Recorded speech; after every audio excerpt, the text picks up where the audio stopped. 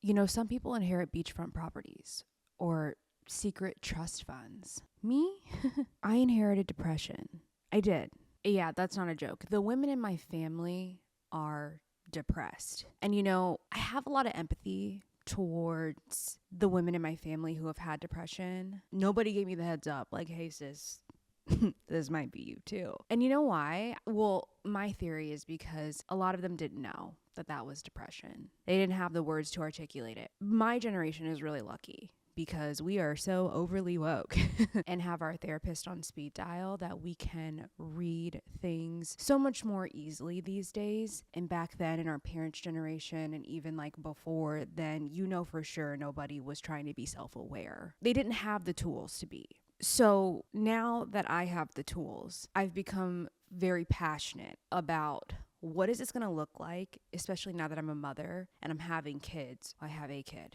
We'll see about the plural because baby, I'm struggling. But no, I think about often if one day I do have a daughter, right? I know exactly what she's going to be going through if she ends up experiencing some of the things that I've experienced. My sister, for example, I already see certain things in her where I'm like, hey, like, let me help you. Maybe let's not do this because that's going to supercharge us in the wrong direction. But again, we didn't have the tools to know all of these things. So I feel like there's been this responsibility or this obligation, I should say, for me to learn how to take preventative action, how to live with depression. The thing about it too is depression is very sneaky. It doesn't just look like a sad Eeyore walking around the house. Okay, it can. It absolutely can. But that's just not like what it always looks like. Sometimes it can look like alcoholism. It can also look like smoking weed a little too much or taking gummies too much, like whatever. It could also look like you being super avoidant and maybe doom scrolling in bed all day on TikTok. Depression can look a lot of ways. And usually we don't even know we're headed in that direction until we're sitting there at rock bottom and we're like, how did I get here? I'm fucking miserable.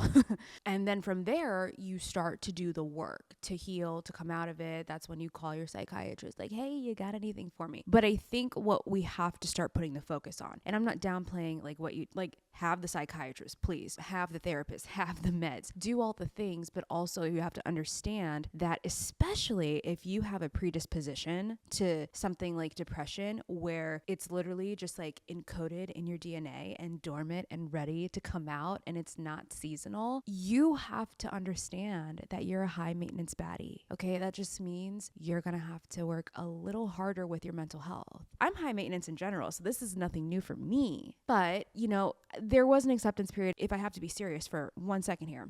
I was very angry at God. Why did you do this to me? Can I just be fucking happy? No, I would love that. I would love to just be happy. I don't understand just like happy bitches that just wake up and you're fucking happy. I have to work really hard to be at an equilibrium. I'm a very introspective person. I don't know if a lot of people know that about me, but I think really deeply into things like on some what is the meaning of life shit. And it makes me like feel things really deeply too. And so I think I'm just an emotional person, like Scorpio gang, okay? So yeah, my point in all of this is some of us have to work harder to stay afloat and have better mental health. It's not fucking fair. But I'm not a victim, and neither are you. Yes, I need to take a vitamin D supplement. Probably 99% of you do too, even if you're not like depressed year round. Yes, I need a weighted blanket. Absolutely. Yes, I need a psychiatrist. Duh. I have to have more of a team, more of a lineup of things, right? And now there's this added layer for me because I have a son. So when and if I feel a depressive episode coming on, I can't go lay in the bed all day like I used to. I miss it.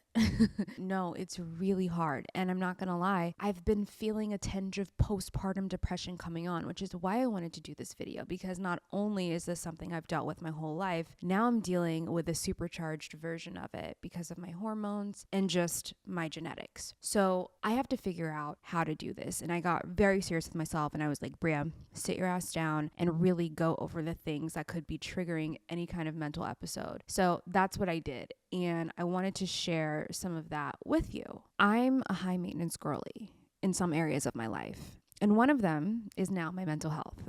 My mental health requires me to be a little bit more high maintenance than some of you guys, maybe other people. And some of you may feel the same way. Like you might be more high maintenance. Yeah, but now that I have a baby to care for, I'm not going to say motivated.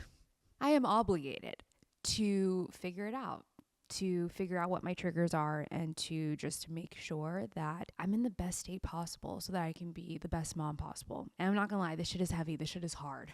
Okay, but we can do it. We gotta do it. We don't really have a fucking choice. So I'm gonna share some things with you that I realize are not the obvious things with depression, right? So everyone always thinks depression is just this surface level, fix it type of situation, like open a window, go on a walk. No. I need like heavy duty solutions, like maybe some electric zaps to the brain. And I'm not kidding. No, but truly, I think the problem is that a lot of us live in a world now where there's so many things that can trigger a depressive episode and you not even know it until, like I said, you're at rock bottom, right? We just have everything at our fingertips now. We are overly stimulated, overexposed to so many things now that we have to be really cognizant about which of these things is not serving us. I think a lot of us could probably admit if you spend the day like scrolling online, you kind of feel icky. Something might rub you the wrong way. And especially today, like it's not uncommon, and it's probably more likely that if you're scrolling for even a minute, you're going to come across something that might upset you, because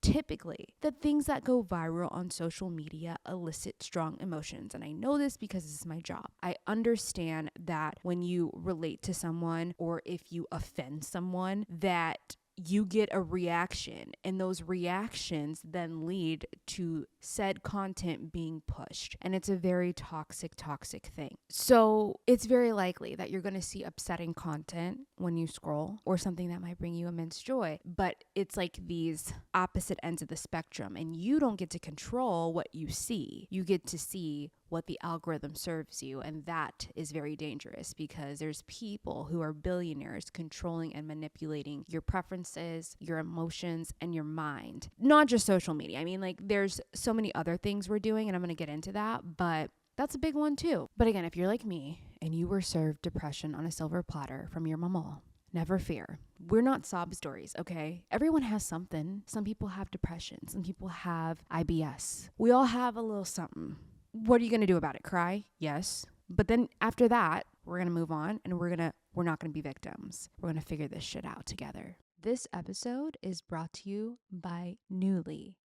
Nuuly is a subscription clothing rental service that's all about helping you have fun and get creative with your style. Renting from Nuuly lets me shift gears in my wardrobe without a complete and completely expensive overhaul. I've especially been really excited about this because postpartum, my body is still constantly changing, and I'm not quite ready to commit to a whole new wardrobe. So in the meantime, I've been using Nuuly to figure out my new body and how to style it, and just my new style in general. Every month, I rent 6 items from Nuuly's shared closet of thousands of styles for everything I have going on. Dressy stuff for occasions, trending going out clothes, cute dresses, casual tops, and premium jeans for hanging around. Jackets, vacation fits, you name it, they have it. I love that I get to try out trending styles, colors, and silhouettes, then send them back for something new. Nuuly takes care of everything from shipping to laundry. I can even pause without paying a fee if I need to take a break for any reason. With choosing your 6 styles each month, you can literally choose whatever you want to rent. It's totally up to you. Nuuly has over 400 brands, and many of them are my favorite. Just for example, I'm a huge fan of Free People, For Love and Lemons, and Anthropologie, and they have all of those. They also have inclusive sizing. Their sizing goes up to 5X, as well as petite and maternity. They have fast, free shipping and returns, and professional cleaning in Nuuly's state-of-the-art laundering facility. And if you end up loving one of the pieces you rent, you actually have the option to buy, and you'll get it at a discount. Nuuly has everything you need to bring your closet up to speed for the season without breaking the bank. Try new styles, sizes, trends, and more this season when you rent with Nuuly, and skip feeling that fast fashion ick. If you're expecting, you can rent maternity and maternity-friendly pieces from labels like Hatch, Nothing Fits But, and more. Nuuly is a great value at $98 a month for any 6 styles. But right now, you can get $28 off your first month of Nuuly when you sign up with my code BCILY. Just go to Nuuly, that's NUULY.com. That's Nuuly with 2 U's and enter the code BCILY and sign up to get $28 off your first month. That's NUULY.com. Nuuly with 2 U's with code BCILY. Nuuly subscription clothing rental. Change your clothes. So one of the sneaky things I've noticed with myself that could be contributing to depressive episodes for me is that there are not a lot of things in my life that I do just to dilly-dally, just to have fun, just to kiki. No, I feel, and I don't know where this comes from, but I feel like a lot of things in my life have to be transactional, not with other people, but with myself. It's like, okay, if I'm doing this, what's it for? I need to be reading a self-help book so that I can figure out like XYZ, and then that'll make me more successful, and that'll make me richer, and then I can help my parents. And it's never just simple with me. It has to be fucking fine print. How can I do this thing so that it improves some other area of my life? But you know what? Sometimes you just need to fucking dilly-dally. You just need to do something that brings you joy. You just need to do something that's not transactional towards yourself, okay? If you want to go lay in the grass and look up at the sky for 2 hours, fucking do it. You deserve to do things that don't have a bottom line sometimes. And I feel like personally, I've gotten to the point where I forgot that, where everything has to have a bottom line. Or I've convinced myself that it's wasting my time. Well, that's not true, because there's not always enjoyment in that. And enjoyment is a big part of your life. Like, you are not here to be a slave to capitalism, to be constantly working. And unfortunately, a lot of us have co-signed onto that idea. And God, I get it. Like, it feels like you don't have a fucking choice sometimes. Like, we're all just trying to survive. We're all just trying to like make ends meet, help the people we love. Like, we all are trying to do things. But in the midst of that, like, we gotta remember to just live our life a little bit. And sometimes I even struggle like having fun with that. Like, I'll tell myself I'm gonna do this to dilly-dally. I just got watercolors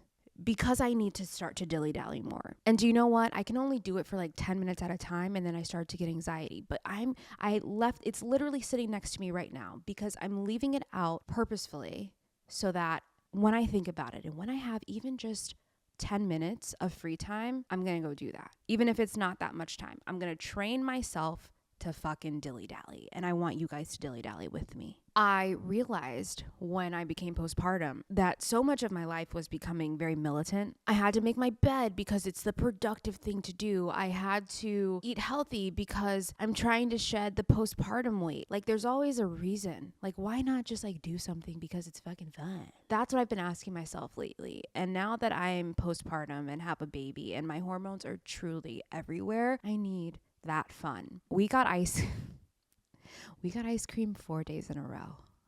4 days in a row. We found this lovely spot near my house. Oh my goodness. Are we dilly-dallying now? 4 days in a row? Is it dilly-dallying or is it an addiction? Isn't it an addiction? Sometimes you just got to figure out what is just going to make you happy for no reason. I'm working on that. So if you have a suggestion for me, please send them through. I don't even want to call it a hobby. It's not a hobby that I need because I've tried a lot of hobbies and I didn't like them. I tried to crochet. It was frustrating. And I just need dilly-dally ideas. Like, let me know. Maybe that could be a video. 10 ways to dilly-dally. Oh my God. This one, I don't want to trigger some of you, but I'm going to trigger some of you. A lot of us have this really bad habit of keeping tabs on people who have hurt us. Whether it's an ex, whether it's a friend who burned you or whatever. When I was in college, I was really bad about this, okay? Particularly with exes, right? Scorpios are known to be jealous. Breaking fucking news, you knew that. So I absolutely would be like, are they happy without me? Because how? How are you happy without me? You know, you're moving on. Okay, how? I'm so fun and cute. But here's the thing.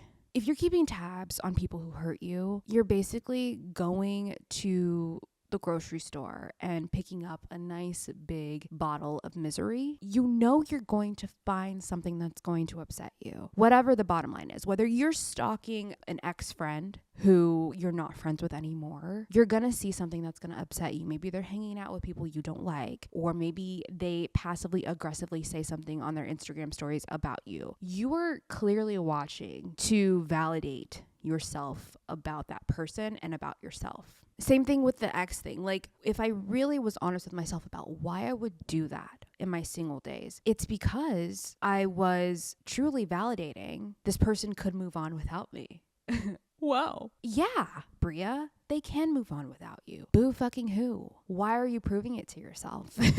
That's kind of what a breakup is. Oops. So we put ourselves in these positions, and social media is truly the catalyst of a lot of these issues. We put ourselves in these positions to have access to people's lives constantly. You unfollow, you break up with these people you don't want to see or have interactions with anymore, but you still fucking stalk them. What are you doing? Stop it. Go outside, go touch grass, go do something else, because you are literally asking to be triggered. You are asking to be upset. You will find something if you go looking.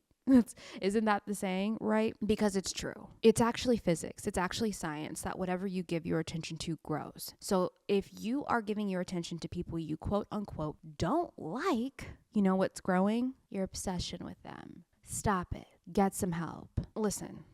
I've done it too.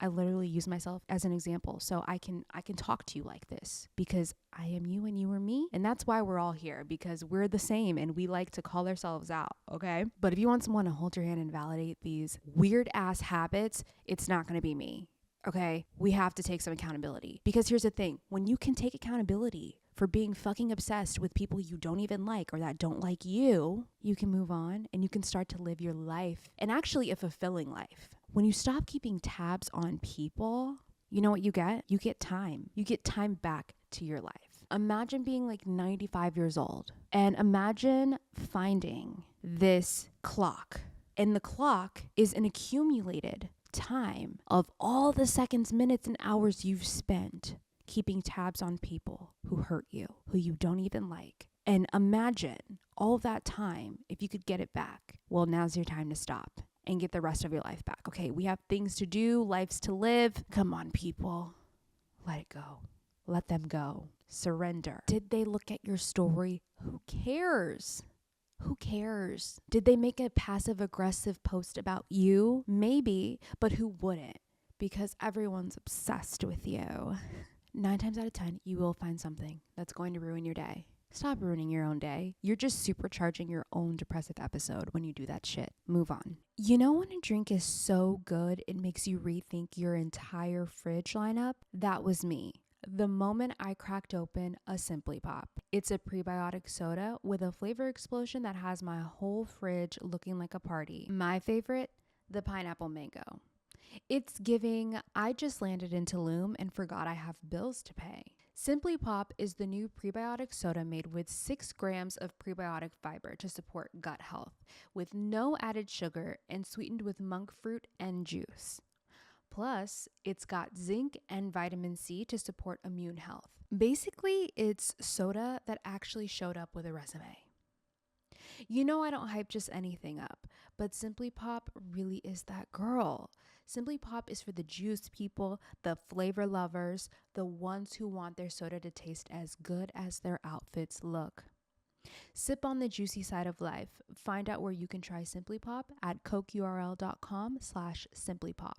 So another thing that I think we are accidentally doing to supercharge our depressive episodes is consume content that keeps you in victim mode. Now, the thing I love about my channel, if I can just toot my own horn for a second, is that we might talk about things that are really hard, that make us feel like victims, but over here, we're not in victim mode, okay? Sometimes I didn't realize that I would be scrolling TikTok and I would see a video where someone is just like preaching my life, reading the people that have hurt me to a T, and I'm like, yes, repost, like, comment, like I'm doing all the things, and all I'm doing is telling the algorithm, give me more, feed me more of this content. But then I get more content because I engaged with it or because I watched the whole video through and it validated me. Now this is becoming my For You page or whatever it is. And so consuming this victim mode content is literally keeping me in victim mode because it's like the hype girls I never needed. We all have problems, but it's one thing if the content makes you feel seen,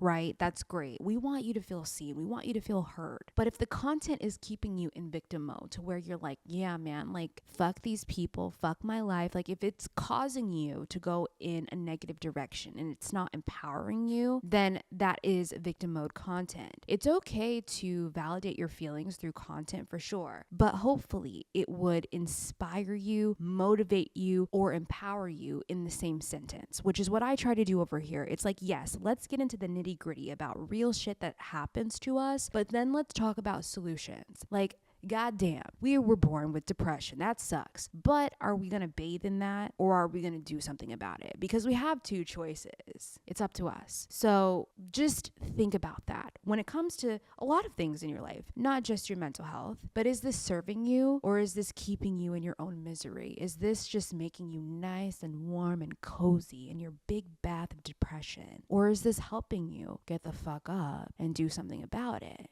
That's what I want for you. That's what I want for me. And now I'm just a little more aware of that. So I will scroll and tell TikTok, I don't like this content. Don't show me any more of it. But you do have to actively be aware because if you're just doom scrolling as we do, you're not really thinking about all of that. You're not thinking about the technicalities of how this content is like, there's a bigger picture to all of this. And over time, 1 video, 2 video, 3 video, like all this is just consuming your mind. And before you know it, you have this belief, you have this mindset, and it's not cute. It's a funky mindset. Can I expose myself a little more? Okay.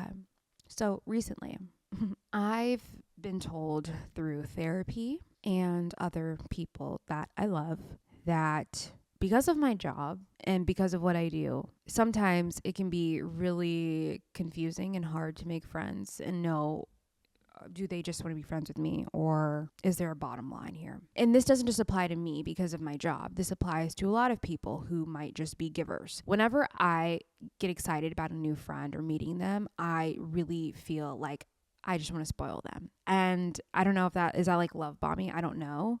But I've recently gone out of my way to do the complete opposite because I noticed a pattern where this would happen, expectations would form, and I would do that so quickly in the relationship that would become the standard, the expectation. And so then when I kind of regress and, maybe back off a little bit, it's seen as me not being as nice or something like that. So because of that, I would go out of my way to like fill other people's cup because one, it validated me. It made me feel like I was worth being friends with them or being around certain people, or that my worth was centered in what I could do for other people. Not just like monetary things, not just like material things, but also like being there or offering resources to somebody or connections. Like I always was like, I didn't even realize I was doing it, but I would always be like thinking about someone and like, well, what can I do to help them succeed? Or like, I just couldn't like be Bria and think that was enough. I always was like, I have to offer them something that will make their life better. And because I was doing so much of that, I wasn't thinking about how I could fill my cup in certain relationships or experiences. I wanted to make sure everyone was having a good time first. So my bottom line with this point is, if you're not filling your cup because you're too much of a giver, this is a great way to supercharge your depression.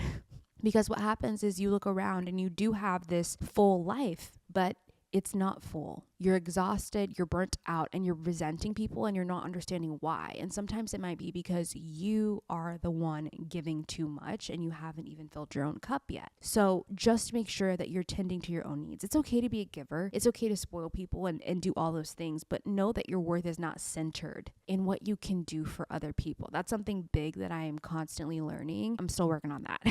But it's hard for me because I feel weird showing up empty-handed. Like, do you like me? Am I enough? I don't know. Sometimes I just don't feel that way. So that's something I'm trying to work on, which means I have to fill my cup first. And so do you. I'm so excited to meet baby bestie, and I can't believe we're just a few short weeks away from all of it. As I'm nesting, I'm entirely focused on what's going to make my life easier with a newborn. I recently found out there's this brand called Magnetic Me. The fabric on these clothes are so soft, but the cool part is that everything has magnetic closures. It apparently saves so much time during night and day changes and replaces the hassle of snaps and zippers. I think I'm most nervous about what nights are going to look like with a newborn, especially while we try to find a routine. We're going to need every minute of sleep once he arrives, and with how quick and easy changes can be with Magnetic Me, we can squeeze in those precious few more minutes of sleep because truly, every minute matters during that time. I can't wait to dress my baby with Magnetic Me. And trust me, you need to order these for your baby too. Make your life a little bit easier. Go to magneticme.com today and new customers will get 15% off their order. Don't wait. That's magneticme.com. So when it comes to depression, okay, I think a lot of it sometimes is, for me, isolation. I will bury myself in work. I will distract myself by just being so busy with a lot of things that I actually am just so isolated. And isolation is the catalyst to depression for a lot of people, especially me. You need community, you need friends, you need to have relationships that are in person, not just online. And this is something I really, really am working on. And that means I'm not going to have as much time for work. I want to check in more on people. I want to go the extra mile. I want to do things to build a village and a community, not just for myself, but for Mello. And so there's a lot of things that I need to change about myself, which means I need to be more present in other people's lives. I'm going to be totally honest with you. That's an overwhelming thought to me because I'm like, well, how much of myself should I be giving? Like, I often feel really guilty because I feel like I don't reach out to people enough. I don't know when to reach out to people. Like I overthink this entirely, and I wasn't like this my entire life. There are definitely things that have happened that have made me overthink relationships. Okay. I'm calling myself out on that, but I am making more of an effort to be like, hey, like if someone crosses my mind, just send a text message. Like it's not weird. I don't find it weird when people do it to me. So it can't be weird when I do it to other people. I don't know. But I'd rather say that I did than not do those things, even if it's just a, hey, I was thinking about you. Like, I don't have to have a full-fledged conversation with you over text. I just want you to know I'm thinking about you sometimes. So that's something that I'm making an effort to do. I think there was a point for me where I was only talking to people when they reached out to me. And all of this, surprise, surprise, has been tied to self-worth issues. Okay, thinking nobody wants to talk to me, nobody likes me. It was never a malicious thing. It was never something rooted in like bad will. It was just, I don't think anyone wants to talk to me or hear from me. And this was also fueling depression for me. So you can't wait for people to reach out to you first. So I just encourage you to start the conversation first more often. I think it is really hard these days to just like build the community we want. Everyone is like busy and just trying to juggle all the things. And again, we're overstimulated, whatever. Just don't wait for people to reach out to you. I think that is part of the problem too. When we're like waiting for people to like reach out, we assume like that means they love us, but you could do the same. Everything is a two-way street when it comes to relationships. So you be the one to start the conversation. And of course, there are instances where like you'll repeatedly do something and the energy is not matched. That's okay too. Some people have a certain way of going through life and it doesn't mean anything. You don't have to read into it. And sometimes it's just like not a good fit. But either way, at least you can say you tried, but you don't have to make a big thing about it. Okay. You could just say that you tried. Not having community and not having connections with people is definitely an underlying issue of depression for a lot of people, including myself. So some of the things that I'm really focusing on doing are building that, like I said, and creating the plans. I've noticed that you can't just reach out to people these days and be like, oh my God, we should get together. We should hang out. No, come with a plan. Come with a Google invite, come with a proposed plan. I reached out to my friend the other day and I was like, hey, we need to like get on maybe a weekly or bi-weekly schedule of just like doing a dinner together, like one dinner. We both have kids now, like our husbands are really good friends. I'm like, let's just do this because it is so easy to look up and it's like, I haven't seen you in 3 months. So I'm trying to get or figure out a system where I can see the people I love more often and it can be a little more effortless. But I've noticed if you come with the proposed plans and just say, can pretend you make it or not, it's more likely to happen instead of these hypotheticals of we should do this. No. Just tell them when and where and get it happening. But isolation is poison. So whether you're hanging out with friends, family, or going to a group class or finding some form of community, like figure it out. For me, that's one of the sneakier ones. It's something that I've even told AJ, like if you see me starting to agree to not go to things, that's typically one of the first signs that I'm like not doing well. So anyone that's like close to me, I try to like tell them that, because not going to events, not going to hang out with friends is not, again, a malicious thing, but can come off like that if people aren't aware of you. And half the time it's just like, I'm not feeling too hot. I don't want to be around people. I don't feel like myself. It's hard, but sometimes you do have to force yourself. So that's what I'm working on, and maybe some of us need to work on that too. My hair is one of the things that I feel the most confident about. Nothing boosts confidence quite like having great hair. But if you're seeing more strands in the shower, your confidence might not be at its highest. That's why you need to check out Hers Hair. Hers hair treatments are made with doctor-trusted prescription ingredients that many other hair products out there don't have. They come in a variety of options, including oral and topical solutions, so you can find the one that fits your needs. They even have options with added hair vitamins and supplements for extra support. Getting started is simple with a quick online hair quiz. Just answer a few questions and you'll be connected with a provider to discuss your personalized treatment plan. Through Hers, everything is 100% online. So no pharmacy trips, doctor's office visits, or insurance required. Plus, treatments start at just $35 a month.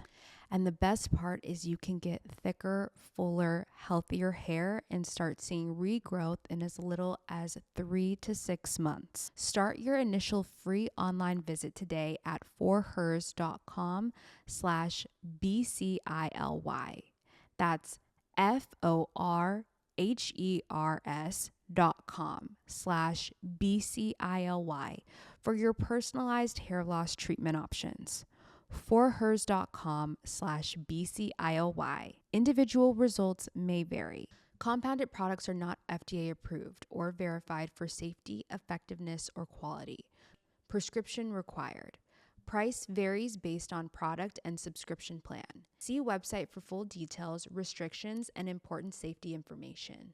These are some things that I've noticed can be really sneaky triggers into sending people, myself, into a depressive state, especially if it's something that you are born with, like me. You're blessed with it from your family. So keep these in mind, because it's not always as simple as like open up the windows, go for a walk. Like sometimes it's a little deeper than that, right? Again, I would love to know your thoughts on depression, if you have it in your family personally and you've seen signs of it in other people in your family and how you navigate that, or if you're doing anything to try to break that cycle, or maybe this is your first time thinking about it and wanting to break those patterns in your family. But thanks again for letting me expose myself and just chit chat about things like this with you. If you liked this, make sure you follow the podcast or subscribe on the YouTube channel. Send this to a friend who needs it. And of course, you will see me next week.